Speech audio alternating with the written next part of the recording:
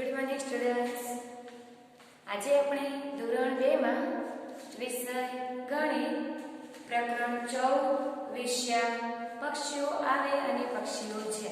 બાળ મિત્રો, ભાગ 1 માં આપણે અગાઉ વિડિયોમાં ભણી ચૂક્યા સરવાળા બાદબાકી શીખ્યા ને. આપણે દશકમાં લઈ અને 10 દશકમાં ચોરસમાં દશક લઈ અને આપણે શીખ્યા ત્રિકોણ 1 ત્રિકોણ 2 ત્રિકોણ એટલે 1 ને ત્રિકોણમાં લઈ અને એ પ્રમાણે આપણે શીખ્યા. હવે આજે ભાગ 2 માં જે આપણે શીખ્યા છે ને એ આપણે દાખલા છે.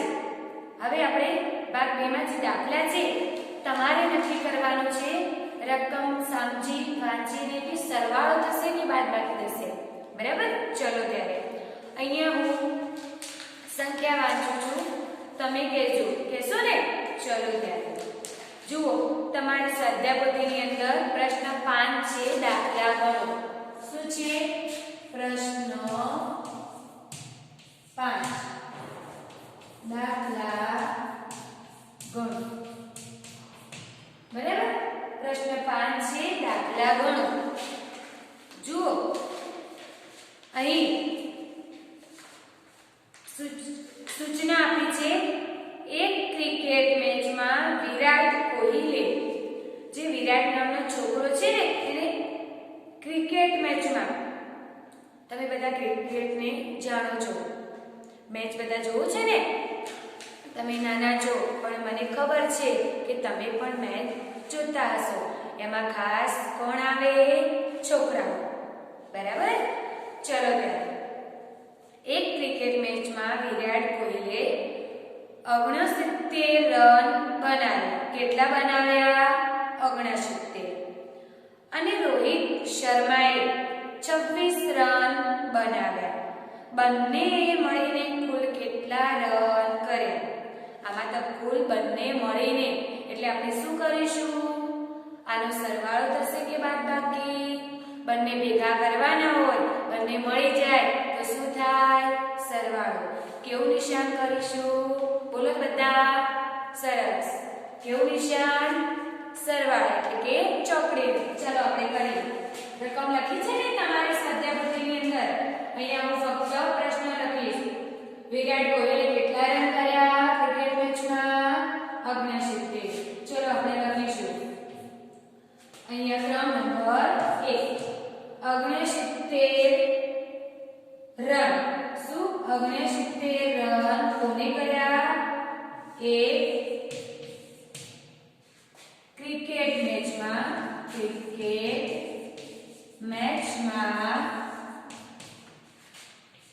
કોહલી, શું નામ છે? વિરાટ કોહલી. શું નામ છે? વિરાટ કોહલીએ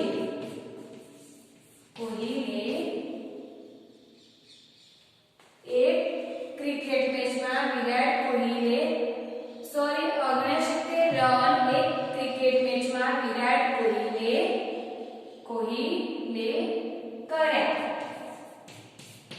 બરાબર? કોહલીએ શું છે? કોહલીએ કર્યા.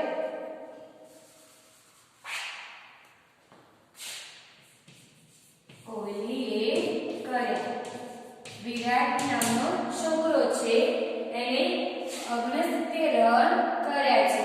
ચલો પછી કોણે રન બનાવ્યા બીજા? તો રોહિત શર્માએ કેટલા રન કર્યા? 26 રન રોહિત શર્માએ બનાવ્યા. તો બંને મળીને કુલ કેટલા રન થયા? આપણે શું કરીશું? આ બંનેનો શું થશે? બંને મળીને તો સરળ શાનું નિશાન આવશે? આ રીતના ચોકડીનું. બરાબર? ચલો આપણે અહીં પહેલા એકમનો સરવાળો કરીશું, પછી દશક. એકમમાં પ્રથમ શું છે? ઉપર 9, પછી શું છે? 6. તો 9 પછી ગણીએ અને 6 ઉમેરીએ. 1 2 3 4 5 6. આમ તમારી આંગળી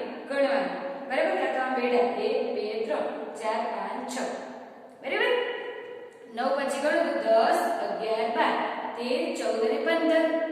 હવે આ તો 15 છે તો શું કરીશું અહીંયા હું શું મૂકું બોલો ચલો 15 નો 5 એકમનો અંક અહીં એકમને લાઈને છે અને દશકનો અંક આ દશકના ઉપર બરાબર.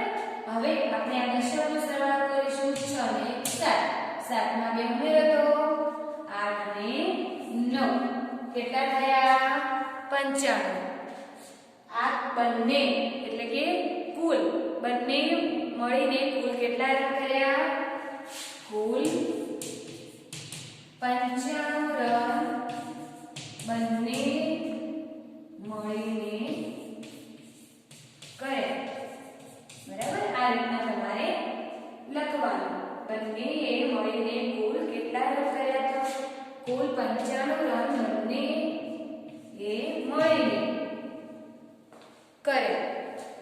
તો બાળકો આ રીતના જેમ હું અહીંયા આખા શબ્દમાં જવાબ એટલે કે પદ્ધતિસર લખું છું એ રીતના તમારે તમારી શબ્દપોથીની અંદર પણ લખવાનો રહેશે. ચલો હવે બાકીના જે બે ત્રણ છે ને બીજો ત્રીજો અને ચોથો એ તમારે જાતે પ્રયત્ન કરી અને ગણવાનો છે. ધારો કે અહીંયા એક બાગમાં ગુલાબના 43 ફૂલ હતા. એક બાગ છે એમાં 43 ફૂલ હતા. માળીએ તેમાંથી 14 ફૂલ ચૂંટી લીધા. હવે બાગમાં ગુલાબના કેટલા ફૂલ બાકી રહ્યા તો ધારો કે અહીંયા હું બોર્ડ ઉપર તમને શીખવું છું.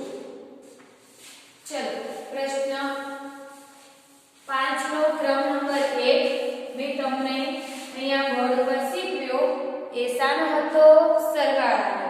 હવે અહીંયા બાજુમાં 2 છે એ તમારે જાતે કરવાનો છે અને અહીંયા જુઓ 3 નંબર છે એ અહીંયા હું બોર્ડ પર કરાવું છું કે એક બાગમાં ગુલાબના 43 ફૂલ હતા.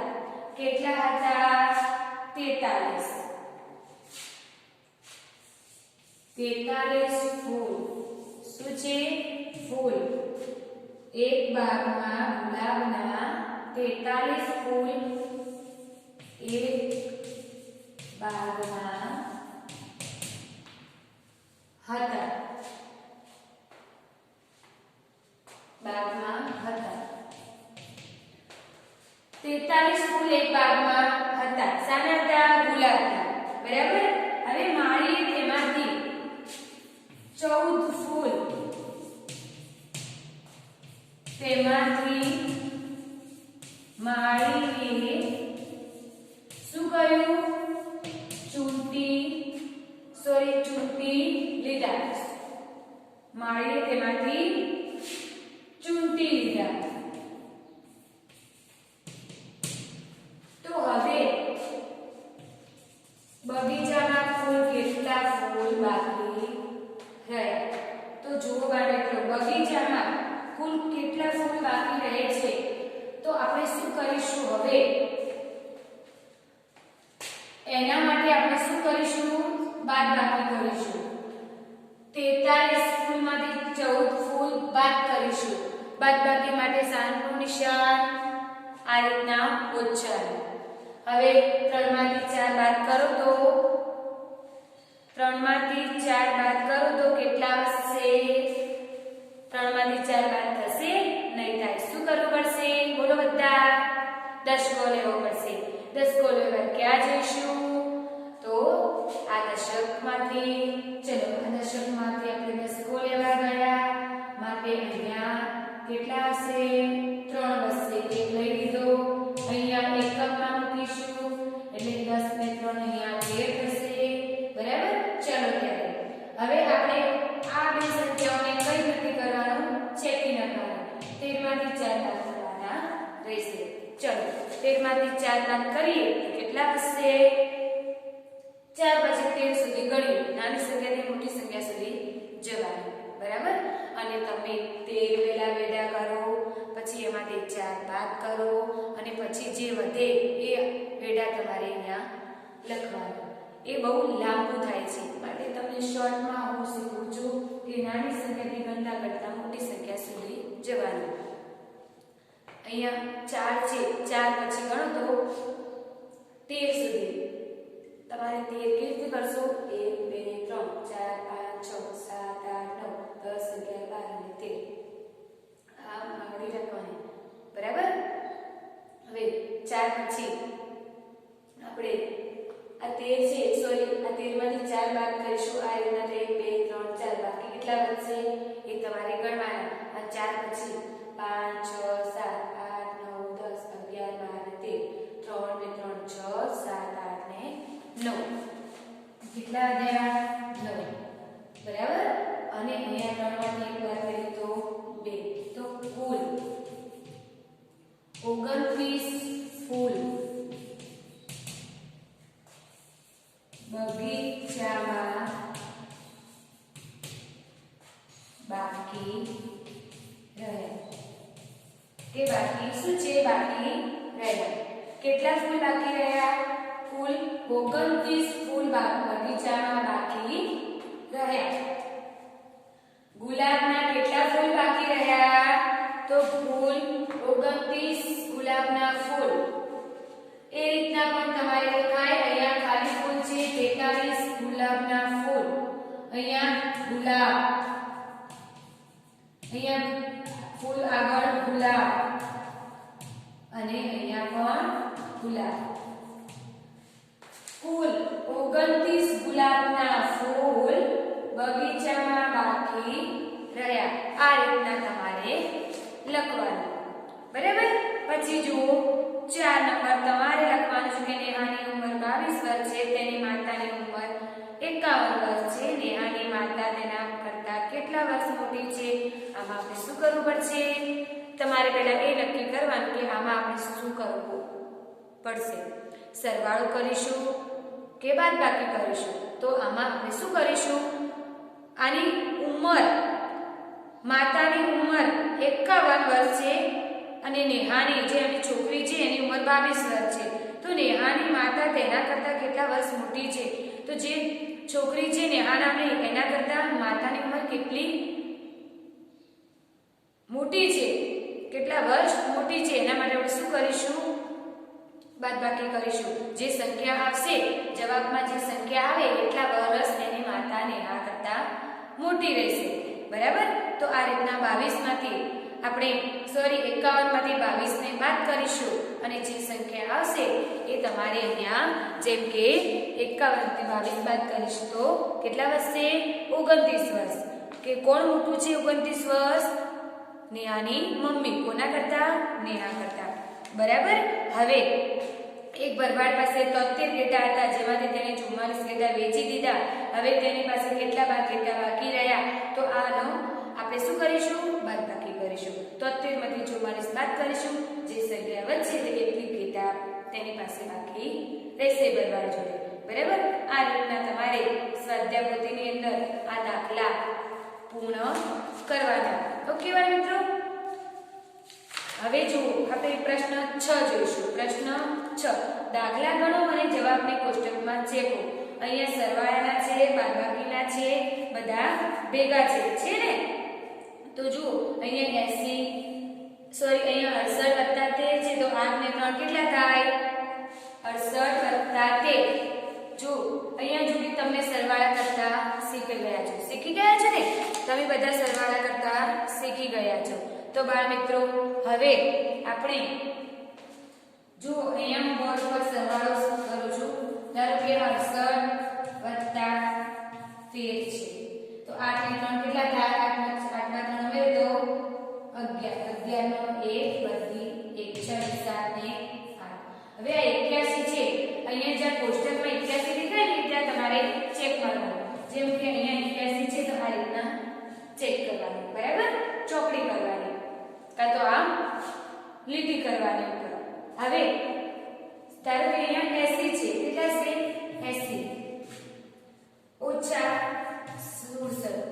તો 0 અહીંયા એકમનો સરવાળો કરીશું. આપણે 80 માંથી 67 બાદ કરવાના છે, તો 0 માંથી 7 બાદ થશે નહીં થાય. શું કરીશું? દસકો લઈ આવ્યા જઈશું આગળની સંખ્યા પર. આગળમાં કેટલા છે? 8. તો એમાંથી એક ઓછો કરીશું તો એના તરત પહેલા જે સંખ્યા આવશે એ આપણે અહીંયા મૂકીશું અને અહીંયા કેટલા આવશે? 10. આમાંથી એક લઈ લીધો ને તો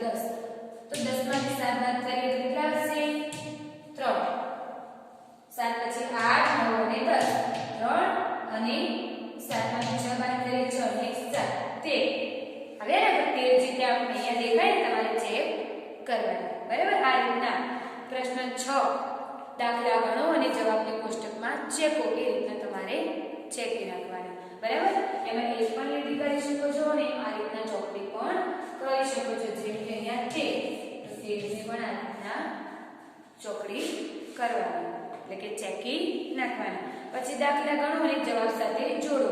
અહીંયા 6 સરવાળો કર્યો છે કે 63 + 16 તો 6 માં 3 ઉમેરીશું, 7 8 ને 9 અને 6 ને 7 કેટલા થયા? 79. તો અહીંયા 79 ક્યાં છે?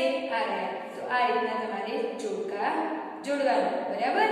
પછી છે અહીંયા સરવાળો કરવાનો, જે સંખ્યા આવે અહીંયા છે તો આમ તમારે જોડી બનાવવાની. પછી આની પણ અહીંયા, આની અહીંયા અને આની અહીંયા, આ રીતના તમારે જોડકા જોડવાના. બરાબર? પરીક્ષામાં પૂછાય કે દાખલા ગણો અને જવાબ સાથે જોડો, તો તમારે દાખલા ગણી અને જે અહીંયા સંખ્યા આવે ને ત્યાં તમારે જોડી બનાવવાની. ઓકે, સમજણ પડી ગઈ ને? ધારો કે અહીંયા કેટલા છે? 37 છે. કેટલા છે? 37 ઓછા કેટલા છે? 24. બરાબર? તો જુઓ 7 માંથી 4 બાદ કરીએ તો 5, 6 ને 7 કેટલા હશે? 3. 3 માંથી 2 બાદ કરીએ તો 1. તો અહીંયા 13 ક્યાં છે? આ રહે. તો આ રીતના તમારે આમ જોડી બનાવવાની. બરાબર? પછી આમાં જે સંખ્યા આવે એ તમારે આમ જોડી બનાવવાની. એ રીતના અહીંયા પણ. તો બાળ મિત્રો આ રીતના તમારે પ્રશ્ન 7 પૂર્ણ કરવાનો. પછી પ્રશ્ન 8 છે, કયો વિદ્યાર્થી કઈ બસમાં બેસશે? દાખલા ગણી જવાબની બસ સાથે જોડો. તમારે આ દાખલા ગણવાના. અહીંયા સરવાળા અને બાદબાકી છે. જો કે આપણે અગાઉના ચેપ્ટરમાં સરવાળા બાદબાકી શીખે ને, દસકાવાળા, દસકા વગરના, વધીવાળી, વધી વગરની, આ રીતના આપણે બધું શીખી ગયા. હવે તમારે આજે પણ આપણે આ ચેપ્ટરની અંદર પણ સરવાળા બાદબાકી શીખ્યા.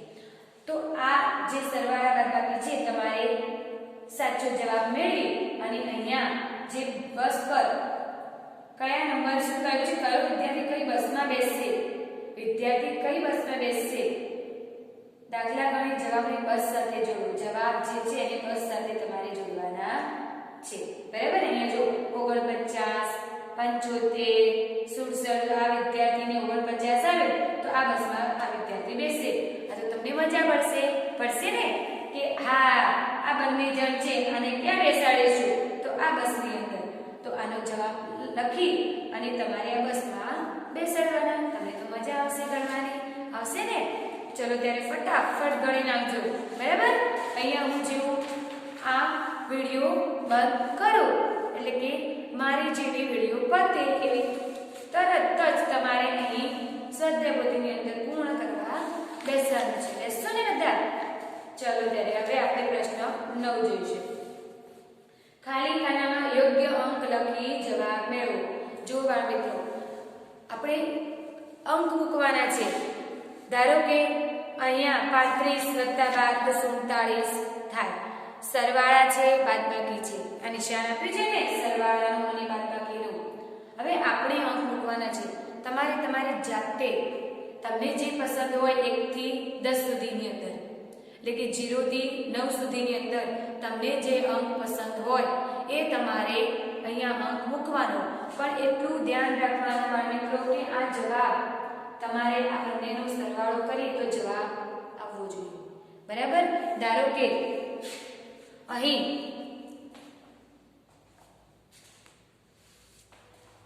આગળ હું આ બે તમને શીખવું છું. જો બોર્ડ ઉપર અહીં આગળ બે ખાના છે. આ બે ખાના છે. બરાબર? આ વત્તાનું છે અને આ ઓછાનું છે. શું છે? ઓછાનું. બરાબર? આનો જવાબ થશે 72 અને આનો જવાબ થશે, આનો પણ 72 થાય છે. આકાર પાટીમાં છે અને આ સરવાળામાં છે. દેખાય છે ને તમને? ચલો ત્યારે હવે આપણે 72 કરવા છે.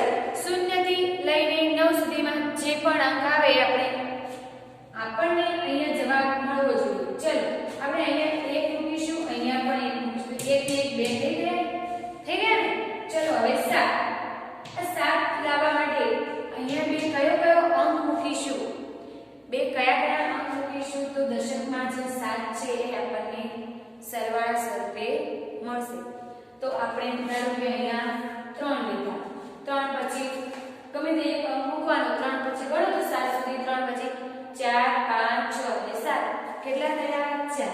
તો આપણે અહીંયા 4 મૂકીશું તો 3 અને 4 7 1 ને 2 આપણો આ જવાબ 72 આ જે અંક મૂક્યા અને મળી ગઈ ને. આ રીતના તમારે મૂકવાનું. ચલો હવે આ બાદબાકીનું નિશાન છે. કેવું છે? બાદબાકી. બરાબર. ચલો હવે આપણે એકમમાં કયો અંક મૂકીશું? અહીંયા 0 મૂકીશું અને અહીંયા 1 મૂકીશું તો 0 માંથી 1 બાદ થશે નહીં થાય. ચલો આપણે ધારો કે અહીંયા 3 મૂક્યા અને અહીંયા 1 મૂક્યું. કેટલા મૂક્યા? 3 અને 1. અહીંયા આપણે કેટલા મૂકીશું? બાળ મિત્રો હવે આપણે આ રીતના કરવાનું તમારે કે અહીંયા બાદબાકી છે માટે આપણે અહીંયા 0 મૂકીશું અને અહીંયા આપણે 1 મૂકીશું. 0 માંથી 1 બાદ થશે નહીં થાય માટે દસકો લેવો પડશે. બરાબર. ચલો હવે આપણે અહીં શું કરીશું? કઈ સંખ્યા મૂકીશું? ચલો કોણ કહેશે? અહીંયા આપણે 9 મૂકીશું અને પછી બીજી કઈ સંખ્યા મૂકીશું? તો અહીંયા આપણે 1 મૂકીશું. બરાબર. તો આમાંથી 0 માંથી 1 બાદ કરીશું નહીં થાય તો 2 છે 2 અને દસકો લેવા અહીંયા જઈશું એટલે અહીંયા 8 થશે, અહીંયા 10 થશે. 10 માંથી 1 બાદ કરીએ તો કેટલા હશે? 10 માંથી 1 બાદ કરીએ તો કેટલા વધે? સોરી અહીંયા 1 મૂક્યો છે એવા આપણે કેટલા મૂકીશું? 1 નહીં મુકાય, 8 મૂકીશું. કેટલા? 8.